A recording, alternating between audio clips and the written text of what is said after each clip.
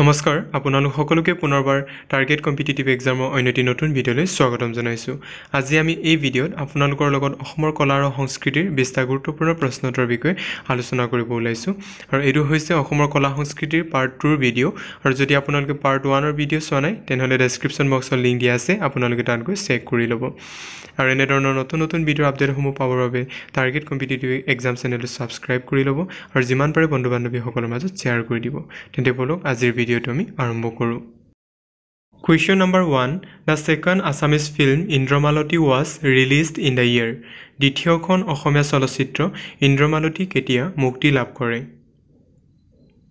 ইয়াৰ correct answer হ'ব option B 1939। 1939 চনত দ্বিতীয়খন অসমীয়া চলচ্চিত্ৰ ইন্দ্ৰমালতী মুক্তি লাভ কৰিছিল। Question number 2. What was the first Assamese color film? প্ৰথম অসমীয়া ৰঙীন চিনেমা কি আছিল? ইয়াৰ কাৰেক্ট এনচাৰ হ'ব অপশ্যন এ ভাইটি। ভাইটি হৈছে প্ৰথম অসমীয়া ৰঙীন cinema. Question number 3. The film হালধীয়া চৰায়ে বাওদান খাই was directed by. হালধীয়া চৰায়ে বাওদান খাই ছবিখন কোনে পৰিচালনা কৰিছিল? ইয়াৰ কাৰেক্ট এনচাৰ হ'ব অপশ্যন বি ঝানু বৰুৱা। ঝানু বৰুৱাই হালধীয়া চৰায়ে বাওদান খাই ছবিখন পৰিচালনা কৰিছিল। Question number 4. The first film to win National Award for Best Feature Film in Assamese was. অসমীয়াৰ শ্ৰেষ্ঠ বৈশিষ্ট্যপূৰ্ণ ছবিৰ ৰাষ্ট্ৰীয় বঁটা লাভ কৰা প্ৰথমখন ছবি কি আছিল? ইয়াৰ কাৰেক্ট এনচাৰ হৈছে অপশ্যন এ পিয়লি ফুকন। পিয়লি ফুকন ছবিয়ে হৈছে অসমীয়াৰ শ্ৰেষ্ঠ বৈশিষ্ট্যপূৰ্ণ ছবিৰ শিতানত ৰাষ্ট্ৰীয় বঁটা লাভ কৰা প্ৰথমখন ছবি। Question number 5. Which language was used by Srimanta Sankardev to write বৰগীত? শ্ৰীমন্ত শংকৰদেৱে বৰগীত লিখিবলৈ কোনটো ভাষা ব্যৱহাৰ কৰিছিল?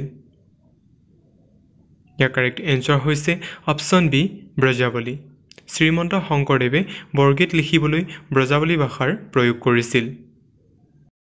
Question number 6. Oinitom is folk song of which of the following community? ঐনিতম তলৰ কোনটো সম্প্ৰদায়ৰ লোকগীত? ইয়াৰ কাৰেক্ট এনচাৰ হৈছে অপশ্যন ডি মিচিং। ঐনিতম হৈছে মিচিং জনগোষ্ঠীয় লোকসকলৰ লোকগীত। Question number 7. Which of the following dance of Assam is given the status of classical dance by Sangeet Natak Academy?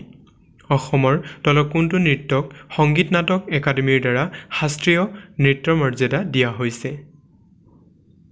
Year correct answer হৈছে অপশ্যন এ সত্ৰীয়া। অসমৰ সত্ৰীয়া নৃত্যক সংগীত নাটক একাডেমীৰ দ্বাৰা শাস্ত্ৰীয় নৃত্যৰ মৰ্যাদা প্ৰদান কৰা হৈছে। Question number 8. Satriya Dance of Assam was given the status of classical dance by Sangeet Natak Academy in the year. অসমৰ সত্ৰীয়া নৃত্যক সংগীত নাটক একাডেমীৰ দ্বাৰা শাস্ত্ৰীয় নৃত্যৰ মৰ্যাদা কেতিয়া দিয়া হৈছিল?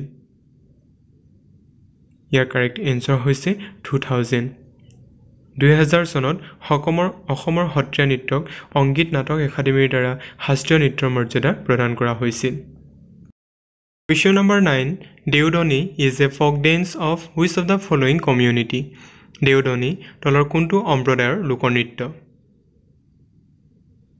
ইয়াৰ কাৰেক্ট এনচাৰ হৈছে অপশ্যন বি বড়ো। দেওধনী হৈছে বড়ো জনগোষ্ঠীয় লোকসকলৰ লোকনৃত্য। Question number 10. Who established the Barpeta সত্ৰ? বৰপেটা সত্ৰ কোনে প্ৰতিষ্ঠা কৰিছিল? ইয়াৰ কাৰেক্ট এনচাৰ হৈছে অপশ্যন এ মাধৱদেৱ। বৰপেটা সত্ৰ মাধৱদেৱে প্ৰতিষ্ঠা কৰিছিল। Question number 11. Auniati Satra is located in which of the following districts of Assam? Auniati সত্ৰ অসমৰ তলৰ কোনখন জিলাত অৱস্থিত? ইয়াৰ কাৰেক্ট এনচাৰ হৈছে অপশ্যন এ মাজুলী। আউনীআটী সত্ৰ অসমৰ মাজুলী জিলাত অৱস্থিত। Question number 12. Auniati Satra was established by which of the following Ahom king? তলৰ কোনজন আহোম ৰজাই আউনীআটী সত্ৰ প্ৰতিষ্ঠা কৰিছিল? ইয়াৰ কাৰেক্ট এনচাৰ হৈছে অপশ্যন এ জয়দাস সিংহ। জয়দাস সিংহই আউনীআটী সত্ৰ প্ৰতিষ্ঠা কৰিছিল। Question number 13. Kirtan Gusa was written by. Kirtan Ghosha কোনে লিখিছিল ইয়াৰ কাৰেক্ট এনসাৰ হৈছে অপশন বি শংকৰদেৱ শংকৰদেৱে কীৰ্তন ঘোষা লিখিছিল Question number 14. In addition to Assamese, what other language from Assam is included in the 8th schedule of Indian Constitution?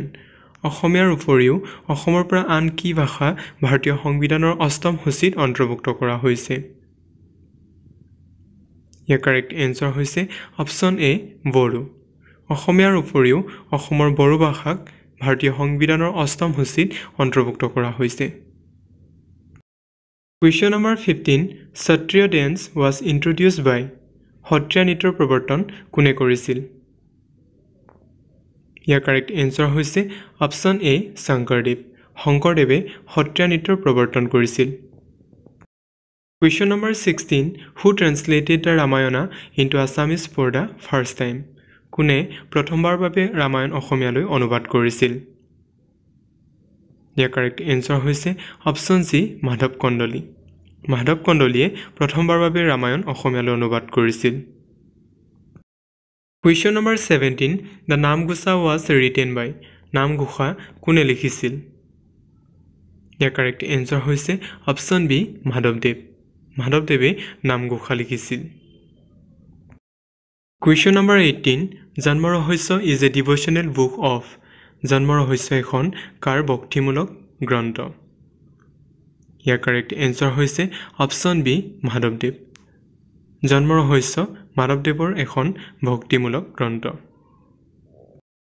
Question number 19. The first film directed by Jhannu Barua was Jhannu Baruar পৰিচালনা কৰা প্ৰথম ছবি কি আছিল